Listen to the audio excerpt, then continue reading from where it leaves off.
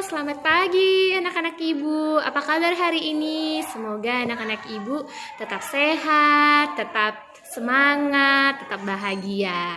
Nah, hari ini kita ketemu lagi dengan Ibu Jessica. Kita belajar masih dari buku tema 3 tentang kegiatanku, subtema 2 kegiatan di siang hari, pembelajaran 6. Anak-anak, mari disimak, didengarkan pembelajarannya supaya mengerti pembelajaran kita dan semakin pandai. Tetap semangat anak-anak.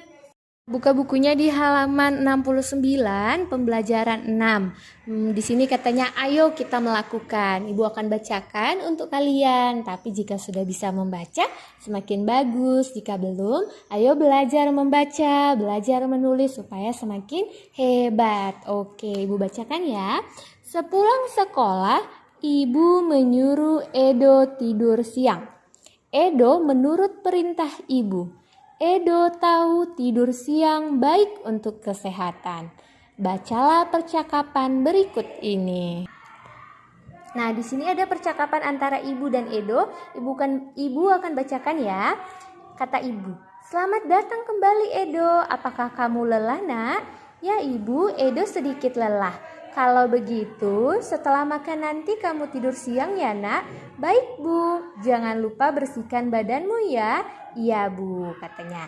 Oke, dari percakapan ini anak-anak, apa yang Edo sedang apa? Iya, dia sedang kelelahan. Kenapa dia lelah? Karena dia baru pulang sekolah. Jadi kata ibu, Edo harus tidur siang. Katanya Edo juga menurut perintah ibu. Siapa yang tahu manfaat tidur siang? Iya, manfaat dari tidur siang itu sangat banyak. Salah satunya apa? Mengistirahatkan tubuh kita yang lelah supaya semangat kita kembali lagi. Begitu ya anak-anak. Jadi anak-anak ibu harus menurut jika dibilangi oleh orang tua ataupun guru di sekolah. Bisa ya? Oke, nah setelah pulang sekolah selalu jangan lupa untuk apa? Mencuci tangan. Benar, kita harus membiasakan budaya cuci tangan. Iya. Lalu kita lanjut lagi di pembelajaran ini di halaman 70. Nah, usai sekolah Edo langsung pulang ke rumah. Edo meletakkan tasnya dengan rapi. Dia juga meletakkan sepatu pada tempatnya. Edo selalu mengikuti aturan di rumah. Edo anak yang tertib di rumah. Apakah kamu juga selalu bersikap tertib di rumah? Tentukan mana gambar yang menunjukkan sikap tertib di rumah. Nah, kita juga belajar tentang aturan yang ada di rumah. Kira-kira apa aja aturan yang ada di rumah kalian?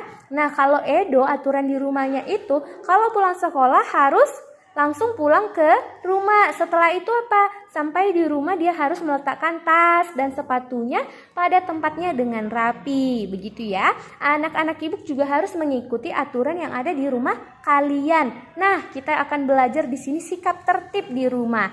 Coba perhatikan gambarnya. Ini, kira-kira ini sikap tertib atau bukan? Dia sedang merapikan tempat tidurnya. Itu merupakan sikap tertib ya. Maka kita beri tanda centang. Ini dicentang. Atau tanda checklist, begitu ya. Lalu ini dia makan, dia berserakan, dia tidur, diangkat kakinya. Apakah ini sikap tertib? Tidak ya, jadi tidak perlu dicentang, maka kita beri tanda silang, begitu ya. Lalu ini membuang sampah. Membuang sampah harus di mana anak-anak? Iya, pada tong sampah, pada tempatnya. Apakah sungai atau selokan merupakan tempatnya? Tidak ya, maka ini merupakan bukan sikap tertib. Ya, ini di tanda silang atau ya tanda silang. Lalu ini membersihkan rumahnya. Ini sikap tertib atau bukan?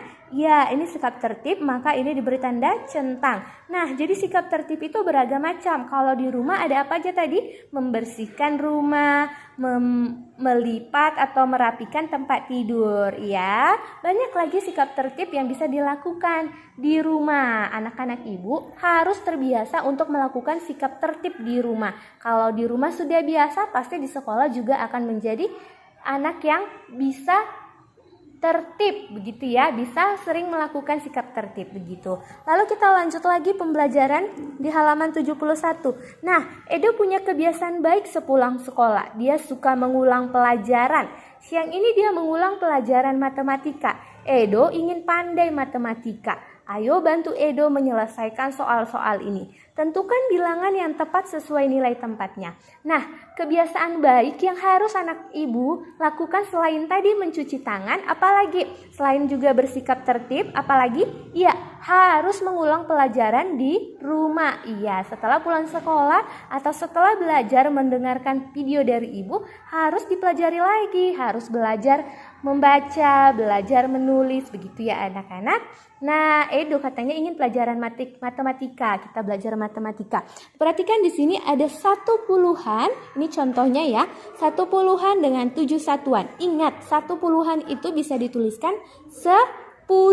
Nah, 10 dengan 7 satuan. 7 satuan berarti hanya 7. 10 dengan 7. 10 tambah 7, ayo ada berapa? Iya, 10 tambah 7 ternyata 17. Maka dituliskanlah di sini 17. Bisa anak-anak? Nah, selanjutnya ini tugas kalian di rumah. Bisa dikerjakan. Nah, satu lagi contoh untuk kalian ya. 1 puluhan dengan 3 satuan. 1 puluhan itu 10. Lalu ditambah berapa? Iya, ditambah 3. 10 tambah 3 hitung. Ayo, 10 di kepala, 3 di tangan. Mari hitung. 1, ini kan 3 ya. Kita buat tangan kita 3. 1, 2, 3. Mari kita hitung. Siap 10 berapa? 11, 12, 13. Maka bisa kita tuliskan di sini 13. Sudah belajar kan menulis 13 kita? Ya. Lalu ini tugas kalian yang lainnya di buku kalian ya. Kerjakan halaman 71 dengan 72, dikerjakan dengan benar, dikerjakan harus dengan tulisan kalian sendiri, bukan mamanya yang sekolah, bukan kakaknya yang sekolah, anak-anak ibu yang sekolah. Harus mau belajar biar pandai. Bisa ya anak-anak? Tetap semangat. Sampai jumpa besok kita belajar lagi dengan ibu. Salam sehat untuk kita semua. Sampai jumpa.